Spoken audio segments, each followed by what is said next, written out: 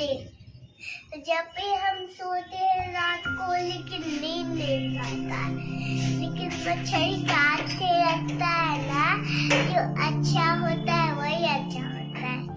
अच्छा बच्चा पढ़ता है, गंदा बच्चा लड़की करेंगे। पहले पहले शहद की जरूरत है, फिर ये कॉफी बना के पी लेगी तब ठीक होगी। मम्मी को कैसे? हाँ, एक जरूरी काम है। जैसे पहले दीजिए तो मम्मी बनाएगी, हम बनाएंगे, फिर दिखती रहेगा, फिर हो जाएगा। मम्मी जो गुस्सा पहले एक कमाल करेंगे। पहले झंडा को ऐसे ऊंचाई पे रखेंगे तब मम्मी देखेगी और झंडा को लहराते दूरी। हम एक आइटम बनाए थे। जब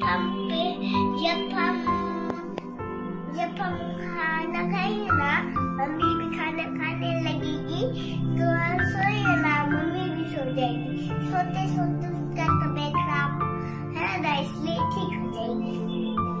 क्या